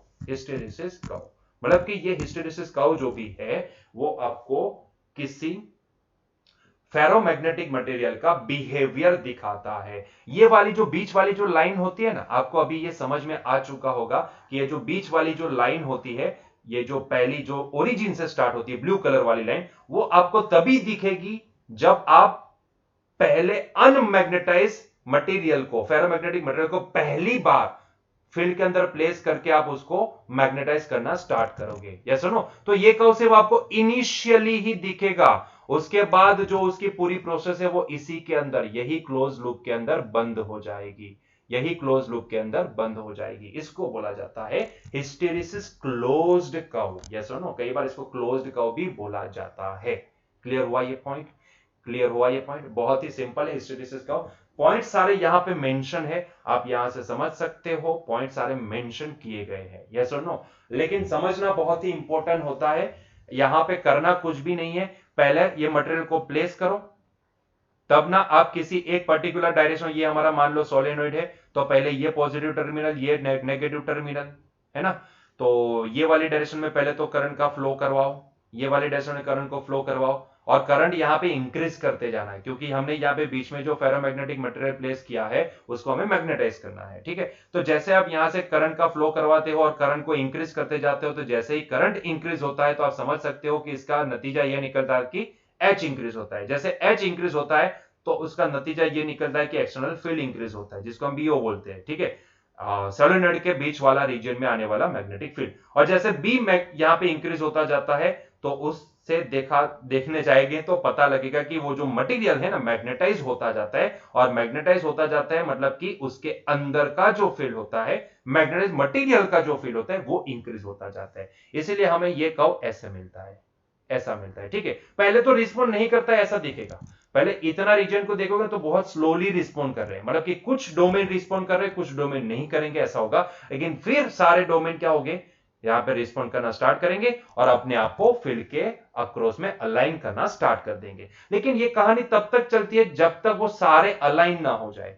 एक बार सारे अलाइन हो जाए उसके बाद ये कहानी स्टॉप हो जाती है। फिर चाहे मर्जी उतना आप करंट इंक्रीज करके देख लो, यहां पे उससे ज्यादा वो अलाइन नहीं हो पाएंगे। मतलब कि यहां पे जो फील्ड आपको आखिर में जब सारे अलाइन हो गए तब आपको इनके अंदर का जो फील्ड मिलेगा उससे ज्यादा फील्ड आप यहां पे अचीव नहीं कर पाओगे। या सुनो, तो ये हो जाएगा हमारा सैचुरेशन पॉइंट। फिर क्या करना है, जैसे हम यहाँ पे इंक्रीज किया, अभी क्या करना है, अभी जैसे सैचुरेशन पॉइंट मिल जाता है तो उसके बाद अभी क्या करना है, आई को डिक्रीज करते जाना है। जैसे आप आई को डिक्रीज करोगे तो यहाँ पे एच डिक्रीज हो जाएगा, एच डिक्रीज होगा तो ये सोलेनोइड के बीच का जो फील्ड है वो भी डिक्रीज हो जाएगा। लेकिन पता लगा कि भाई जैसे ये सोलेनोइड के अंदर बीच वाला जो फील्ड है, एक्सटर्नल फील्ड का काम करेगा, वो डिक्रीज होता जाएगा। लेकिन यहां पे देखने जाएंगे तो बी में ज्यादा चेंज नहीं आएगा। मतलब कि बी क्या करेगा, मतलब कि जो मटेरियल के अंदर का जो भी फील्ड है वो तो रिटेन करेगा। यस और नो? मतलब वो डिक्रीज होगा, हल्का सा डिक्रीज होगा, 1.5 से 1.21 हुआ यहां तक का। इतना ही डिक्रीज हुआ, मतलब कि इसका ग्राफ ये नहीं मिलेगा, वापस जीरो नहीं हो जाएगा, एच जीरो होने से वापस जीरो नहीं होगा, अभी भी वो अपनी मैग्नेटिक प्रॉपर्टी को वो रिटेन करेगा, यस और नो। लेकिन अभी उसको क्या करना है, यहां तक का ग्राफ हमें मिल जाए, उसके बाद क्या करना है, तो उसके बाद हमें ये टर्मिनल को उल्टा देना है, ये टर्मिनल को चेंज कर देना है, ठीक है। तो ये टर्मिनल को जैसे ही चेंज करेंगे, मतलब कि अभी ये नेगेटिव हो जाएगा, ये पॉजिटिव हो जाएगा, तो अभी करंट ये डायरेक्शन में फ्लो करना स्टार्ट करेगा। तो जैसे हम ये उल्टी डायरेक्शन में उल्टी गंगा को बहना स्टार्ट करवाएंगे, तो यहां पे होगा ये कि अभी अभी इसका फील्ड, क्योंकि ये रिटेन क्यों हुआ, इसके पीछे का रीजन ये था कि भाई मान लो कि 100 डोमेन्स थे, उसमें से भाई हो सकता है कि 20 डोमेन ऐसे थे कि वो वापस कुछ अपनी रैंडम पोजीशन पे आ गए, लेकिन अभी भी 80 डोमेन्स ऐसे हैं कि जो अभी भी वही पोजीशन पे है जिस पोजीशन में वो अलाइन हो चुके हैं, या सुनो, तो अभी भी वो अपनी अलाइंड पोजीशन पे या फिर स्टेबल इक्विलिब्रियम स्टेट पे है, इसीलिए वो अभी भी कुछ फील्ड प्रोवाइड करेंगे, मतलब कि उनके एक बार मैग्नेटाइज होने के बाद उनकी वो मैग्नेटाइज वाली प्रॉपर्टी गई नहीं, ऐसा बोल सकते हैं, अभी भी 80% प्रॉपर्टी अभी भी उनके अंदर शो हो रही है। तो अभी उसको निकालने के लिए, उसको जीरो करने के लिए हम क्या करेंगे, तो उल्टी डायरेक्शन में करंट का फ्लो करवाएंगे, ताकि जो नहीं अलाइन हुए या फिर जो जिस डायरेक्शन में पहले फील्ड था उस डायरेक्शन में अलाइन हो चुके थे, उनको वापिस उनको रैंडमाइज कर पाए, उनको तोड़ पाए, उनकी जो पोजीशन है उनको तोड़ पाए, यस और नो, जिस पोजीशन में वो स्टेबल इक्विलिब्रियम अचीव कर सके उसको रैंडमाइज कर पाए। उसके लिए हमने क्या किया, तो यहां से टर्मिनल को चेंज कर दिया, अपोजिट कर दिया और उल्टी डायरेक्शन में करंट को फ्लो करवाना स्टार्ट किया। तो देखा तो ये पाया कि जैसे जैसे हम ये उल्टी डायरेक्शन के करंट को जैसे जैसे इंक्रीज करवाते जाएंगे, तो वैसे वैसे उनका फील्ड धीरे धीरे रिड्यूस होकर रिड्यूस होकर रिड्यूस होकर रिड्यूस होकर जीरो हो जाएगा, क्योंकि ये उल्टी डायरेक्शन में करंट का फ्लो है, इसलिए हमने यहां पे नेगेटिव एक्सिस पे इसको प्लॉट किया है, ठीक है। तो देखा तो ये पाया कि धीरे धीरे जीरो हो जाएगा, जीरो होने के बाद और भी अगर हम करंट को इंक्रीज करवाते ही रहते उल्टी डायरेक्शन का, तो धीरे धीरे धीरे धीरे धीरे धीरे वापस उनका फील्ड अभी उल्टी डायरेक्शन में इंक्रीज होना स्टार्ट कर देगा, ये सुनो। और एक टाइम ऐसा आएगा कि जब वो उल्टी डायरेक्शन में यहां पे सैचुरेशन पॉइंट को अचीव कर लेंगे। फिर वापस वही कहानी, वहां से जैसे आप वापस आई को डिक्रीज करना स्टार्ट कर दोगे, तो वो अपने वो मैग्नेटाइजेशन को रिटेन करेंगे। वापस उनको जीरो करना है तो क्या करेंगे, वही टर्मिनल वापस चेंज कर देंगे, ये वाली डायरेक्शन में करंट को फ्लो करवाएंगे, और जैसे करंट को फ्लो करेंगे तो धीरे धीरे रिड्यूस होते होते होते जीरो हो जाएगा। वापस और अगर इंक्रीज करते जाओगे, इंक्रीज करते इंक्रीज करते, तो वापस उनका फील्ड ये सीधी डायरेक्शन में इंक्रीज होना स्टार्ट कर जाएगा और सैचुरेशन आ जाएगा, यस नो। तो इसी तरह से ये कहानी पूरी ना ये क्लोज लूप में घूमती रहेगी, यस नो। पहले ये वाली डायरेक्शन में सारे अलाइन होंगे, फिर जैसे ही आप फील्ड को उल्टी डायरेक्शन में मतलब कि करंट को उल्टी डायरेक्शन में घुमाओगे, तो धीरे धीरे धीरे धीरे पहले तो वो टूटेंगे, रैंडमाइज डायरेक्शन में आ जाएंगे, और फिर क्योंकि उल्टी डायरेक्शन में अभी आप फील्ड प्रोवाइड करो, तो वापस उसके बाद का स्टेट ये आएगा कि अभी वो सारे ये वाली डायरेक्शन में स्टेबल इक्विलिब्रियम ढूंढेंगे, यस नो। फिर वापस उनको तोड़ोगे, फिर वापस उनको ये वाली डायरेक्शन में आप उसको अलाइन करते जाओगे, तो यही कहानी चलती रहेगी इनके बीच में, यस नो। और ये कहानी को जब भी चलाओगे तो आपको ये उनका हिस्टेरिसिस कर्व मिलेगा, ठीक है, उसका जो ग्राफ मिलेगा बी वर्सेस एच का, वो कुछ आपको जो फिगर में दिया गया है वो मिलेगा, यस नो। तो इसको बोला जाता है बी वर्सेस एच कर्व। बाकी सारी जो स्टोरी है वो सारी यहाँ पे प्रिंटेड है, तो आप वहां से कॉपी कर सकते हो, ठीक है। क्लियर हुआ ये पॉइंट? तो आई होप सो कि अभी आपको हिस्टेरिसिस कर्व समझ में आ चुका है। चलिए तो आगे बढ़ते हैं नेक्स्ट थियरी की ओर, परमानेंट मैग्नेट। बच्चों परमानेंट मैग्नेट होता क्या है और कैसे बना सकते हैं, तो ध्यान से देखना। substance which at the room temperature retain their ferromagnetic property for a long period of time are called permanent magnets। मतलब कि ऐसे सब्सटेंस की जो रूम टेम्परेचर पे अपनी जो फेरोमैग्नेटिक प्रॉपर्टी है उसको लंबे समय तक अगर रिटेन कर सकते हैं, तो उनको हम परमानेंट मैग्नेट बोल सकते हैं, यस और नो, यस और नो। और ये परमानेंट मैग्नेट बनाए कैसे जाते हैं, तो बहुत ही सिंपल तरीके होते हैं, उनके लिए भी तरीके होते हैं। तो पहला तरीका है ये परमानेंट मैग्नेट बनाने का, that is one can hold an iron rod in the north south direction and hammer it repeatedly। ये वाली जो फिगर है ना, ये वाली जिसमें ये सारी चीजें दिखाई गई है कि भाई एक आयरन रोड ले लो, उसको नॉर्थ साउथ डायरेक्शन में प्लेस कर दो और उसके ऊपर हैमर से हिट करना स्टार्ट कर दो, ठीक है। टिपिक रिपीटेडली उसको या क्या करते जाओ, उसके ऊपर टिप टिप टिप टिप करते जाओ करते जाओ करते जाओ करते जाओ, उसके ऊपर हैमर लगाते जाओ लगाते जाओ लगाते जाओ लगाते जाओ। एक टाइम ऐसा आएगा कि वो धीरे धीरे धीरे धीरे क्या होता जाएगा, वो धीरे धीरे धीरे धीरे मैग्नेट में कन्वर्ट होता जाएगा। और ये वाली जो फिगर है ना, वो 1600 साल में कोई एक रिसर्च पेपर जो भी पब्लिश हुआ था, आपकी किताब में सारी इंफॉर्मेशन दी गई है, वहां से उन्होंने उठाई है कि वो जमाने में ये वाली टेक्निक यूज करते थे, किसी आयरन रोड को नॉर्थ साउथ डायरेक्शन में प्लेस करके उसको टीपते जाते थे, हैमर से हैमरिंग करते जाते तो धीरे धीरे वो परमानेंट मैग्नेट में कन्वर्ट होता जाता था। वो एक मेथड थी जो वो पुराने जमाने में यूज होती थी। ठीक है, उसके बाद एक और मेथड भी होती है, शायद आपने ये ट्राई किया होगा। One can also hold a iron rod and stroke it with one end of the bar magnet a large number of times। शायद आपने ये ट्राई किया होगा कि किसी आयरन रोड के ऊपर आप किसी मैग्नेट को लेके आप उसके ऊपर स्ट्रोक लगाते जाओ एक ही पर्टिकुलर डायरेक्शन में, तो भी वो वहां पे मैग्नेट में कन्वर्ट हो सकता है और शायद वो परमानेंट मैग्नेट में कन्वर्ट हो सकता है। ठीक है, ये एक दूसरा तरीका होता है। और तीसरा तरीका क्या है जो वेरी एफिशिएंट वे है और ज्यादातर यही यूज होता है, अभी तो यही यूज होता है, and that efficient way is the to make the permanent magnet, it is to place a ferromagnetic rod in a solenoid and pass a current. The magnetic field of the solenoid magnetize the rod। ज्यादातर यही method use होती है nowadays. किसी को permanent magnet में convert करना है तो उसके लिए हम ज्यादातर ये सोलेनोइड वाला कंसेप्ट ही यूज करते हैं कि भाई एक सोलेनोइड ले लो, उसके अंदर से करंट का फ्लो करवाओ, ताकि सोलेनोइड के बीच का जो रीजन है वहां पे मैग्नेटिक फील्ड जनरेट हो जाएगा, जो एक्सटर्नल फील्ड का काम करेगा, उसके अंदर फेरोमैग्नेटिक मटेरियल को प्लेस कर दो तो अपने आप वो मैग्नेटाइज हो जाएगा। ठीक है, तो क्योंकि सोलेनोइड का फील्ड वहां पे है जो इसको मैग्नेटाइज करने की कोशिश करेगा, है ना।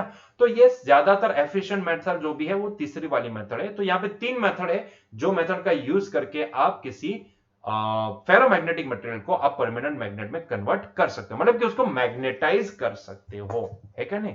तो ये तीन मेथड है जिसका यूज करके आप परमानेंट मैग्नेट बना सकते हो या फिर किसी फेरोमैग्नेटिक मटेरियल को परमानेंट मैग्नेट में कन्वर्ट कर सकते हो। ठीक है, सबसे ज्यादा एफिशिएंट मेथड यही होती है, that is the last one, solenoid वाली। बहुत ही बढ़िया सी मेथड है, करना कुछ भी नहीं है, एक सोलेनोइड ले लो, बीच में वो रोड को ठुसा दो और यहां से करंट का फ्लो करवाओ, बात खत्म।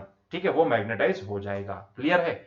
और इसीलिए ना थियोरी में भी हम जहां जहां पे देखे किसी को मैग्नेटाइज करने की बात आई तो वहां पे ज्यादातर सोलेनोइड को ही यूज किए थे, है ना, क्योंकि सोलेनोइड एक तो कॉन्सेंट्रेटेड फील्ड प्रोवाइड करता है और जितने नंबर ऑफ टर्न्स आप इंक्रीज करोगे उतना वो स्ट्रॉन्ग फील्ड भी दे सकता है।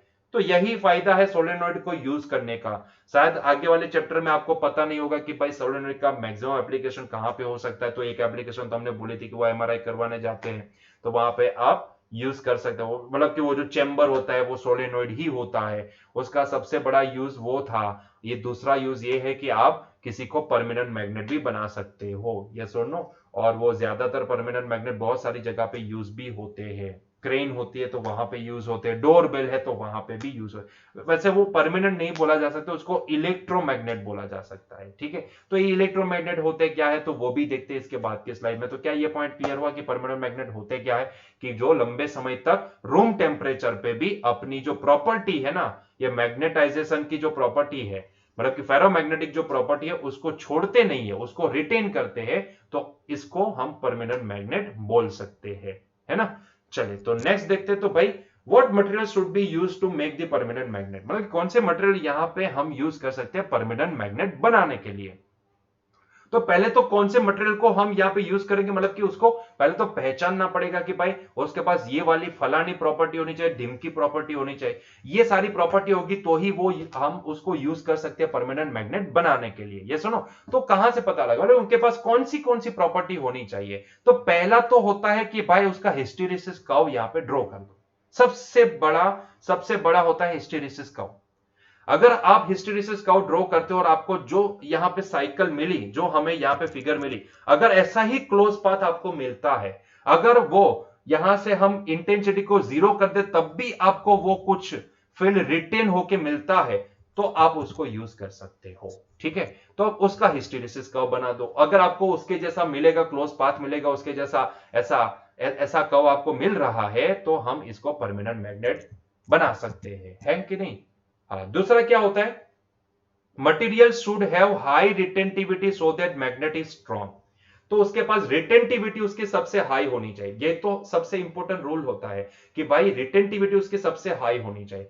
जितनी हाई रिटेंटिविटी होगी उतना मैग्नेट स्ट्रांग होगा। यस सुनो, मतलब कि हम यहां से इंटेंसिटी को जीरो भी कर दे तो भी उसका जो मैग्नेटिक फील्ड होगा, मतलब कि उसकी जो मैग्नेटाइजेशन हो चुका है उसके बाद जो उनके जो डोमेन्स है वो अभी भी आपको उतना ही फील्ड देते होने चाहिए, मतलब कि उनकी रिटेंटिविटी सबसे ज्यादा होनी चाहिए। ठीक है, तो आप उस मटेरियल को परमानेंट मैग्नेट बना सकते हो।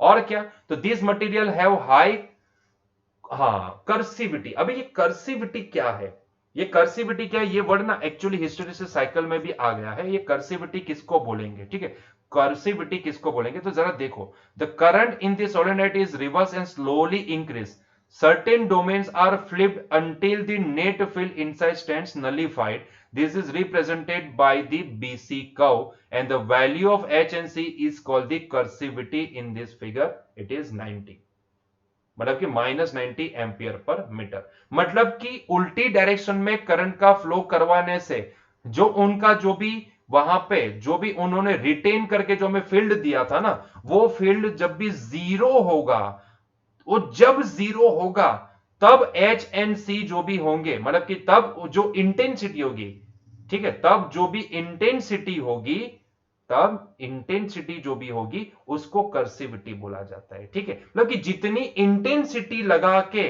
जितनी मैग्नेटिक इंटेंसिटी लगा के हम उसके फील्ड को जीरो कर पाए, उस इंटेंसिटी को कर्सिविटी बोला जाता है। क्लियर है, क्लियर है, तो ये होती है कर्सिविटी। ठीक है, चलिए, तो यहां पे अभी आपको शायद समझ में आ गया होगा कि उसकी जो कर्सिविटी होती है, this material have high coercivity so that magnetisation is not erased by stray magnetic field and temperature fluctuation और माइनर मैकेनिकल डैमेज। मतलब कि ये मटेरियल ऐसे होने चाहिए कि जिनकी कर्सिविटी सबसे हाई होनी चाहिए। मतलब कि कर्सिविटी हाई होने का मतलब क्या है कि उसको जीरो करने के लिए जो भी रिटेन हो जाए, मतलब एक बार अगर मैग्नेटाइज कर लो ना, उसके बाद अगर उसको डीमैग्नेटाइज करना है, अनमैग्नेटाइज करना है, तो उसके लिए बहुत ही ज्यादा उल्टी डायरेक्शन में करंट को फ्लो करवाना पड़ेगा। ये सुनो, तब जाके आप उसको उसको उसके उसको अनमैग्नेटाइज कर पाओगे। अदरवाइज नॉर्मल टेम्परेचर की वजह से या फिर माइनर डैमेज की वजह से यहां पे उनकी कर्सिविटी, यहां पे उनकी मैग्नेटाइजेशन के ऊपर कोई फर्क नहीं पड़ेगा। मतलब कि आप ऐसा समझ सकते हो कि उसका जो ग्राफ होगा ना, उसकी कर्सिविटी, मान लो कि ये एक्सिस है, तो यहां से हम वो ग्राफ ऐसा होना चाहिए कि यहां से उसके फील्ड को जीरो करने के लिए ना आपको बहुत बड़ा यहां पे इंटेंसिटी देना पड़ेगा। मतलब कि यहीं पे खत्म नहीं हो जाना चाहिए, मतलब कि जल्दी, जितना जल्दी यहां पे अगर वो उसका magnetic field, internal magnetic field zero हो जाता है हल्के से करंट को उल्टी डायरेक्शन में फ्लो करवाने से, तो ऐसे मटेरियल को आप परमानेंट मैग्नेट की तरह नहीं यूज कर पाते हो। सिचुएशन कोई भी हो सकती है ना भाई, टेम्परेचर का फ्लक्चुएशन है तो भी यहां पे उल्टी डायरेक्शन में करंट का फ्लो हो सकता है कि नहीं, थर्मल एनर्जी, थर्मल करंट, है कि नहीं, तो उसकी वजह से भी अगर उसका फील्ड जीरो हो जाए तो भैया वो कहां का परमानेंट मैग्नेट हो सकता है, सीधी सी बात है। तो कर्सिविटी जो भी है वो उसकी ज्यादा होनी चाहिए, मतलब कि उसको अगर जीरो करना है, उसके अंदर अंदर जो भी फील्ड है, इंटरनल फील्ड है, वो मटेरियल का जो फील्ड है, एक बार मैग्नेटाइज होने के बाद जो उसके पास फील्ड आया,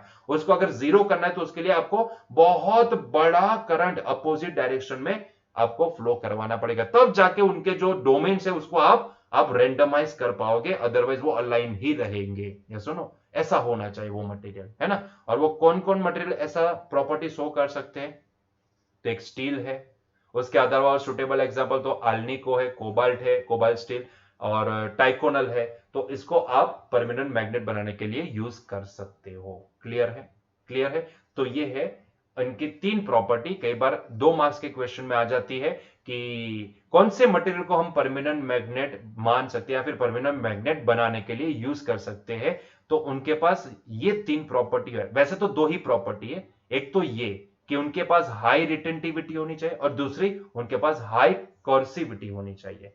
रिटेंटिविटी जितनी हाई होगी उतना, अगर आप यहां पे फील्ड, एक्सटर्नल फील्ड को एक बार मैग्नेटाइज होने के बाद जीरो भी करोगे तब भी वो अपनी मैग्नेटाइज हो चुका है, तो वो अपनी वो प्रॉपर्टी को होल्ड करे रखेगा, रिटेन करे रखेगा, उसको जल्दी से वो रेंडमाइज नहीं हो पाएंगे वापस, उनके जो डोमेन्स होते हैं वो। यस नो, तो इसीलिए हाई रिटेंटिविटी होनी चाहिए। दूसरा हाई कोर्सिविटी होनी चाहिए। हाई कोर्सिविटी का मतलब होता है कि भाई उसको अगर वापस उनके अंदर जो भी अलाइन हो चुके सारे डोमेन, उनको अगर वापस रेंडमाइज करने हैं तो उसके लिए आपको बहुत बड़ा करंट अपोजिट डायरेक्शन में देना पड़ेगा, या फिर बहुत बड़ा स्ट्रॉन्ग मैग्नेटिक फील्ड, बहुत strong magnetic field opposite direction में देना पड़ेगा, तब जाके आप उसको अनमैग्नेटाइज कर पाते हो। तो ही तो उसको परमानेंट मैग्नेट बोला जाता है ना। तो यहाँ पे वैसे तो दो प्रॉपर्टी होती है, यस और नो। तो अगर कोई आपको 2 मार्क्स में पूछता है तो आपको ये भी लिखना है, ये 2 पॉइंट्स भी लिखने हैं, उसके साथ साथ ये एग्जांपल भी लिखने होते हैं। अगर कोई 1 मार्क्स में पूछे तो यहां पे सिर्फ 2 ही प्रॉपर्टी लिखनी होती है, पहली हाई रिटेंटिविटी एंड दूसरी हाई कर्सिविटी। क्लियर है ये पॉइंट? ठीक है, चलिए तो आगे बढ़ते हैं। तो this is the last point for our chapter as well as for our today's lecture, that is the electromagnets. Last point is electromagnets. बच्चों इतना भी आसान नहीं होता है किसी को मैग्नेटाइज करना, ठीक है। हमने देखा कि पहले के जमाने में कितनी मतलब कि हार्डवर्क वाली मेथड यूज होती थी, मतलब कि उसको हैमरिंग करके उसको मैग्नेट बनाते थे, या फिर उसको स्ट्रोक लगा के उसके ऊपर बार मैग्नेट का हम उसको मैग्नेटाइज करते थे। लेकिन अभी के जमाने में जो भी मैग्नेटाइज करने की प्रोसेस है वो सिंपल है। एक सोलेनॉइड उठा लो, उसके अंदर करंट का फ्लो करवाओ, और जिसके ऊपर सोलेनॉइड को लपेटा है वो मटेरियल, जो कोर मटेरियल है, वो जिसको आपको मैग्नेटाइज करना है वो मटेरियल का बना दो, ठीक है। वो कोर मटेरियल, वही मटेरियल यूज करो कि जिसको आपको मैग्नेटाइज करना है, ठीक है। तो बहुत ही आसान हो गया अभी तो उसको मैग्नेटाइज करना, और इसीलिए ये वाइडली यूज मेथड होती है। तो जो भी इलेक्ट्रोमैग्नेट्स होते हैं वो कैसे होते हैं, तो चलिए देखते हैं। It is known as the electromagnets that only have the magnetic property until the electric current from the ferromagnet material is passed। मतलब कि ये इलेक्ट्रोमैग्नेट उससे बोला जाता है कि जिनके पास सिर्फ जब तक करंट का फ्लो होता है तब तक ही उनके पास वो इलेक्ट्रोमैग्नेटिक प्रॉपर्टी आ जाती है। ये सुनो, ऐसे फेरोमैग्नेटिक मटेरियल कि जिनके ऊपर करंट, जिनको जब भी करंट का फ्लो करवाया जाए तभी वो मैग्नेटाइज होते हैं। जैसे करंट का फ्लो गायब, यहां से मैग्नेटाइजेशन भी गायब हो जाता है, उसको इलेक्ट्रोमैग्नेट्स बोला जाता है। और यहां पे जो कोर ऑफ इलेक्ट्रोमैग्नेट्स होते हैं ना, they are made up of ferromagnetic materials. वैसे देखा जाए तो हम ये फेरोमैग्नेटिक मटेरियल दो प्रकार के देख चुके हैं, एक होते हैं हार्ड एंड दूसरे होते हैं सॉफ्ट। एक होते हैं हार्ड एंड दूसरे होते हैं सॉफ्ट। ज्यादातर अगर परमानेंट मैग्नेट बनाना है तो हम क्या करेंगे, hard magnetic material, hard ferromagnetic material का यूज करेंगे। और जब भी इलेक्ट्रोमैग्नेट्स बनाने की बात आती है तब हम सॉफ्ट फेरोमैग्नेटिक मटेरियल का यूज कर पाएंगे। यस सुनो, क्योंकि वो मैग्नेट, वो प्रॉपर्टी, मतलब कि वो ferromagnetic material, soft ferromagnetic material ऐसे होते हैं कि जब भी उनको मैग्नेटाइज किया जाता है, जब तक फील्ड है, एक्सटर्नल फील्ड है, तब तक वो मैग्नेटाइज है। जैसे ही वो फील्ड गायब, यहां पे उनका मैग्नेटिज्म भी गायब हो जाएगा। यस सुनो, तो इसी को इलेक्ट्रोमैग्नेट्स बोला जाता है, ठीक है। This materials have high permeability and low retentivity. Low retentivity का मतलब क्या होता है? लो रिटेंटिविटी का मतलब ये होता है कि भाई जैसे ही आप यहां पे H को 0 करोगे ना, तो वो भी यहां पे क्या हो जाएंगे, मतलब कि उनका जो फील्ड होगा इंटरनल, वो भी क्या हो जाएगा, 0 हो जाएगा। मतलब कि आप जिस तरीके से ये ग्राफ को बनाए थे उसी डायरेक्शन में आपको ये ग्राफ खत्म भी हो जाएगा। या सुनो, कभी भी वो अपना फील्ड को यहाँ पे रिटेन नहीं करेगा, होल्ड नहीं करेगा। तो इसकी मतलब कि हिस्टेरेसिस साइकिल आपको क्लोज पाथ नहीं मिलेगी, ठीक है, ये वाले मटेरियल के लिए। सीधी भाषा में बोले तो ऐसे मटेरियल की जिसको अगर एक्सटर्नल फील्ड में है तब तक मैग्नेटाइज है, जैसे ही एक्सटर्नल फील्ड को गायब कर दिए या फिर वो मटेरियल को एक्सटर्नल फील्ड से गायब कर दिए तो उनके मैग्नेटाइजेशन भी चला गया। उनका जो मैग्नेटिज्म था, जो उन्होंने अचीव किया था, जो मैग्नेटाइज होने के बाद उन्होंने अचीव किया था, मैग्नेट की तरह बिहेव कर रहे थे, ठीक है, वो अभी अनमैग्नेटाइज हो जाएंगे। ऐसे मटेरियल आप इलेक्ट्रोमैग्नेट्स बोल सकते हैं, क्योंकि उनको मैग्नेटाइज करने के लिए हम इलेक्ट्रिसिटी का यूज करते हैं, है ना। यहां पे इलेक्ट्रिसिटी का यूज करके उसको मैग्नेटाइज करते हैं, इसीलिए इसको इलेक्ट्रोमैग्नेट्स बोला जाता है। जब भी जरूरत पड़ी करंट को फ्लो करवाओ, मैग्नेटाइज हो जाएगा, वो मैग्नेट की तरह बिहेव करेगा। जब भी जरूरत खत्म हो गई, यूज खत्म हो गया, तो वो करंट का जो भी फ्लो उसको स्टॉप कर दो, तो अपने आप वो डीमैग्नेटाइज भी हो जाएगा और वो अभी नॉर्मल मटेरियल की तरह बिहेव करने लगेगा, ठीक है। तो on placing A soft iron rod in a solenoid and passing A current, the magnetism of the solenoid increased by the thousands fold. When we switch off the solenoid current, the magnetism is switch off because of the soft iron core has a low retentivity. मतलब कि मैंने अभी बताया ना कि अगर permanent magnet बनाना है तो उसके लिए आपको हार्ड फेरोमैग्नेटिक मटेरियल का यूज करना पड़ेगा। और जब भी आपको इलेक्ट्रोमैग्नेट्स बनाने हैं, मतलब कि जब भी जरूरत पड़ती है तभी आप उसको मैग्नेट की तरह यूज करना चाहते हो, ऐसे टाइम पे ही आप उसको मैग्नेट की तरह यूज करना चाहते हो, तब मतलब कि जब भी जरूरत पड़ी तब मैग्नेट की तरह यूज कर लिया, और जैसे जरूरत खत्म हो गई तो वो अभी नॉर्मल मटेरियल बन जाए। इस तरह से आपको उसको इस्तेमाल करना है, तो उसके लिए आपको सॉफ्ट फेरोमैग्नेटिक मटेरियल का इस्तेमाल करना पड़ेगा। अभी क्यों फेरोमैग्नेटिक मटेरियल ही, उसके पीछे का रीजन है कि भाई ये एक ही तो हमारे पास मटेरियल है फेरोमैग्नेटिक मटेरियल की जो स्ट्रांगली मैग्नेटाइज हो सकते हैं, हल्के से फील्ड के अंदर भी वो स्ट्रांगली मैग्नेटाइज हो सकते हैं, इसीलिए हम यहाँ पे सॉफ्ट फेरोमैग्नेटिक मटेरियल को यूज करेंगे। जब भी जरूरत पड़ी करंट का फ्लो करवा दो तो वो मैग्नेटाइज हो जाएंगे, जैसे जरूरत खत्म हो गई तो आप यहां से करंट का फ्लो रुकवा दो तो अभी वो मैग्नेटाइजेशन भी होगा, वो अनमैग्नेटाइज हो जाएगा, वो मटेरियल पूरा अनमैग्नेटाइज हो जाएगा, मतलब कि वो अभी नॉर्मल मटेरियल की तरह बिहेव करने लगेगा, है ना। इसीलिए यहां पे सॉफ्ट मैग्नेटिक मटेरियल यूज होते हैं, या सुनो, और उसका यूज क्या है, तो ये ऐसे जो इलेक्ट्रोमैग्नेट्स होते हैं वो ज्यादातर इलेक्ट्रिक बेल्स में यूज होते हैं, लाउड स्पीकर में आपने देखा होगा तो लाउड स्पीकर में यूज होते हैं, टेलीफोन डायफ्राम्स में यूज होते हैं। अरे इससे जायंट इलेक्ट्रोमैग्नेट्स भी होते हैं जो यहाँ पे लिफ्ट मशीनरी, मतलब कि आप क्रेन जिसको बोलते हैं ना, क्रेन जो ऐसे मेटल वगैरह को अट्रैक्ट करके उनको एक जगह से दूसरी जगह पे उठाते हैं, ज्यादातर ना कंटेनर जहां पे होते हैं ना, सीपीआर जहां पे होता है वहां पे बड़े बड़े कंटेनर जो भी होते हैं, वो कंटेनर को एक जगह से दूसरी जगह पे शिफ्ट करने के लिए वहां पे इलेक्ट्रोमैग्नेटिक क्रेन यूज होती है, बड़ी वाली क्रेन यूज होती है। तो वो क्रेन जब तक आप उसमें से करंट का फ्लो करवाते हो तब तक वो मैग्नेट की तरह बिहेव करते हैं, जैसे ही करंट का फ्लो बंद कर दोगे, क्रेन को बंद कर दोगे, तो उसके अंदर का जो मैग्नेटिज्म होगा वो भी चला जाएगा, ठीक है। जैसे ही वापिस उसमें से करंट का फ्लो कराओगे तो वापिस वो मैग्नेट की तरह बिहेव करने लगेगा। तो ज्यादातर वो क्रेन के अंदर मैक्सिमम इसकी जो बड़ी वाली जो एप्लीकेशन है वो क्रेन है, बड़ी वाली जो एप्लीकेशन है वो क्रेन है।